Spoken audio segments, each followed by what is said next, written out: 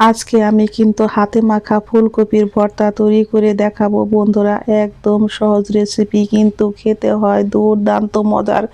যারা কখনো এইভাবে ফুলকপি হাতে মাখা খেয়ে দেখেননি তারা একবার হলেও কিন্তু খেয়ে দেখবেন, আর একবার খেলে আপনারা আশা করি বারবার খেতে চাইবেন। আমাদের রাতের বেলায় যদি কোনো কিছু রান্নার না থাকে, এইভাবে কিন্তু আমরা হাতে মেখে ভর্তাটা করে খেতেই পারি। আর এগুলো কি ফুল বলুন তো বন্ধুরা, আমি এগুলোর নাম জানি না। আমি এখানে নিয়েছি একটা মিডিয়াম সাইজের ফুলকপি, আর ফুলকপিটা কিন্তু আমি বেশ ভালো করে কেটে এইভাবে টুকরো টুকরো করে বেশ ভালো করে ধুয়ে নিব। চলে যাব চুলায়। চুলায় আমি কড়াইতে পরিমাণ মতো জল দিয়েছি। এখন লবণ আর ফুলকপি, অল্প পরিমাণে একটু হলুদের গুঁড়া আর একটু মরিচের গুঁড়া দিয়ে কিন্তু আমি বেশ ভালো করে একটু সিদ্ধ করে নেব।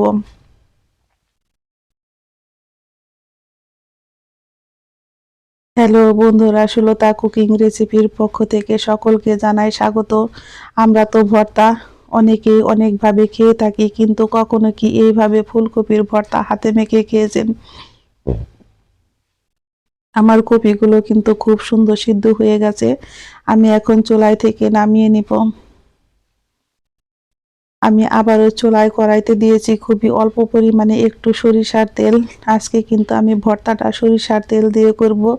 আর এখানে দিয়েছি আমি বেশ কিছুটা পরিমাণে রসুন। এখন আমি দিয়ে দিব এক এক করে বেশ কিছুটা কাঁচামরিচ। আমি কিন্তু কাঁচামরিচগুলোকে এইভাবে আমি হাত দিয়ে ভেঙে দেব, যাতে তেল ছিটে চোখে মুখে না আসে। আমি কিন্তু রসুন আর কাঁচামরিচটাকে একটু বেশ ভালো করে 2-3 সেকেন্ড ভেজে নিয়েছি। এখন আমি দিয়ে দিব ফুলকপি। ফুলকপিটা দিয়েও কিন্তু আমি বেশ ভালো করে 2-3 মিনিট এইভাবে ভেজে নিব। এখন আমি এর মধ্যে দিয়ে দিব বড় সাইজের একটা টমেটো। আমি কিন্তু এখানে বড় সাইজের একটা টমেটো নিয়েছি, ছোট হলে আপনারা 2 থেকে 3টা দিবেন। আশা করি যারা কখনো এইভাবে ফুলকপির হাতে মাখা ভর্তা কখনো খেয়ে দেখেননি, একবার হলেও এইভাবে খেয়ে দেখবেন। একবার খেলে আশা করি আপনারা বারবার খেতে চাইবেন। আমি টমেটোগুলোকে কিন্তু এইভাবে একটু পাতলা পাতলা করে দিয়েছি, যাতে ভাজতে সুবিধা হয়। আমি চুলার আঁচটাকে এখন মিডিয়াম টু লোতে রেখে এইভাবে ফুলকপি আর টমেটোগুলোকে কিন্তু বেশ ভালো করে ভেজে নিব। আমি আবারও খুবই অল্প পরিমাণে একটু সরিষার তেল দিয়েছি। তেলটা দিয়ে কিন্তু আমি এইভাবে কপিগুলোকে খুব সুন্দর করে ভেজে নিব, যাতে কপিগুলো পুড়ে না যায়।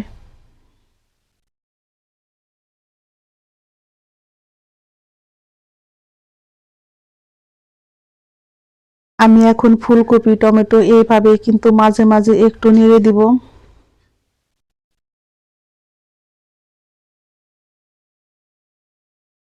আমার ফুলকপি আর টমেটো কিন্তু খুব সুন্দর ভাজা হয়ে গেছে। আমি এখন চুলায় থেকে নামিয়ে নিব। নামিয়ে একটু ঠান্ডা করে কিন্তু আমি এগুলোকে কিন্তু ভর্তা তৈরি করে নিব। আর টমেটোর গায়ে যে জামা কাপড় পরা আছে, সেই জামা কাপড় কিন্তু আমি এখন খুলে নিব। কপিগুলো দেখুন কত সুন্দর কিন্তু ভাজা হয়েছে, আর লবণটাও একদম ঠিক আছে। আমি এখানে নিয়েছি বড় সাইজের 2টা পেঁয়াজ কুচি, আর নিয়েছি আমি শুকনা মরিচ ভাজা। আমি কিন্তু রসুনটাকে এইভাবে আর মরিচগুলোকে হাত দিয়ে আমি ভেঙে নিব।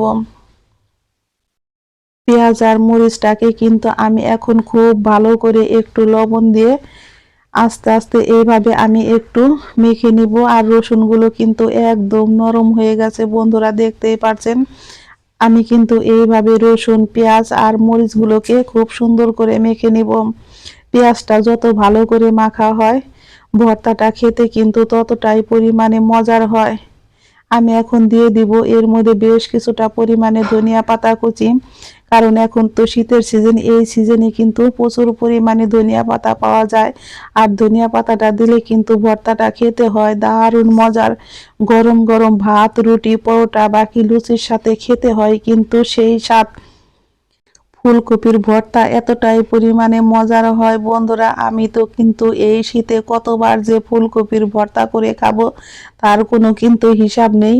আমাদের ঘরে যখন কোনো সবজি না থাকে, তখন কিন্তু আমরা এইভাবে ফুলকপির ভর্তা হাতে মেখে করে খেতে পারি। গরম গরম ভাত, রুটি, পরোটার সাথে খেতে হয় কিন্তু দারুণ মজার। এখন আমি টমেটো ফুলকপিগুলোকে হাত দিয়ে এইভাবে আস্তে আস্তে একটু ভেঙে নিব।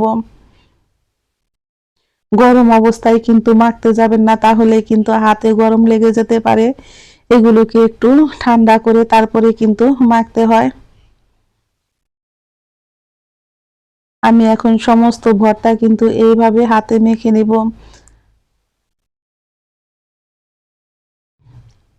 ঝটপট তৈরি হয়ে গেল আমার ফুলকপি আর টমেটো দিয়ে ভর্তা।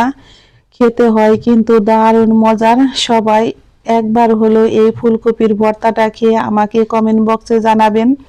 যদি ভালো লেগে থাকে বন্ধুরা, অবশ্যই একটা লাইক, কমেন্ট এবং একটা সাবস্ক্রাইব করতে ভুলবেন না। আমার নতুন এবং পুরাতন সকল বন্ধুদের জানাই আমি অসংখ্য ধন্যবাদ। আমি কিন্তু গরম গরম রুটি দিয়ে এইভাবে ফুলকপির ভর্তা খাবো, কারণ খেতে হয় কিন্তু বন্ধুরা দারুণ মজার। সকলেই ভালো থাকবেন, সুস্থ থাকবেন। আমি আবারও ফিরবো নতুন নতুন কোনো রান্নার রেসিপি নিয়ে। সকল বন্ধুদের জানাই আমি অসংখ্য ধন্যবাদ।